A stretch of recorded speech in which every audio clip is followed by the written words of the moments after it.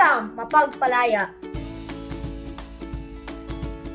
Wika ay gamitin ating palaguin. Ito'y mahalaga upang tayo ay makaunawa. Wika ay dapat pairalin.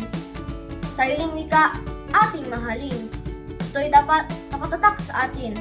Wika ay gamitin sa bayan natin. Wika ay kaluluwa ng ating bansa. Ito'y mahalaga at mapagpalaya.